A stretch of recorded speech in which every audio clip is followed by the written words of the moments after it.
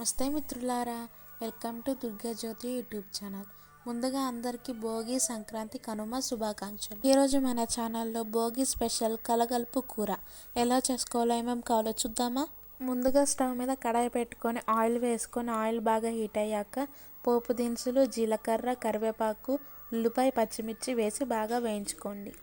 అలాగే పసుపు కూడా వేసి వేయించుకోండి. కలగలుపు కూర అంటే అన్ని కూరగాయలు వేసి చేసుకునే కూర అండి, అందుకే మనం కలగలుపు కూర అంటాం. ఇందులో మనం వంకాయ, ఆలుగడ్డ, సొరకాయ, చిక్కుడుకాయ, ములక్కాయ వేసి కలుపుకొని మూత పెట్టి సిమ్లో 5 నిమిషాలు ఉడికించుకోండి. మీరు ఈ కూరగాయలకు బదులు వేరేవైనా వేసుకోవచ్చండి, కాకపోతే మనకి తొందరగా కుక్ అయిపోయేవి వేసుకోవాలండి, అప్పుడే మనకి అన్నీ కూడా ఈవెన్గా కుక్ అవుతాయి. ఇప్పుడు మీ రుచికి సరిపడా సాల్ట్ వేసి ఒకసారి కలుపుకొని మళ్ళీ మూత పెట్టి ఒక 2 నిమిషాలు ఉడికించుకోండి. ఇప్పుడు ఇందులో టమాటాలు, కారం వేసుకొని కలపకూడదండి, కలపకుండా మూత పెట్టి మళ్ళీ ఒక 5 నిమిషాలు ఉడికించుకోవాలండి. మొత్తం కర్రీ మొత్తం మనం సిమ్లోనే పెట్టుకోవాలండి, అప్పుడే అన్ని కూరగాయలు మంచిగా కుక్ అవుతాయి.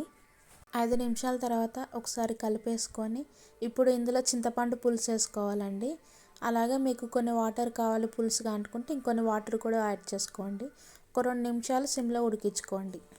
అంతేనండి, మన చిన్నప్పుడు అమ్మమ్మలు, తాతయ్యలు, నానమ్మలు చేసిన పాతకాలపు నాటి కలగలుపు కూర, అదేనండి మిక్స్డ్ వెజిటేబుల్ కర్రీ రెడీ అయిపోయింది. మీరు కూడా ట్రై చేసి ఎలా ఉందో మాతో షేర్ చేసుకోండి.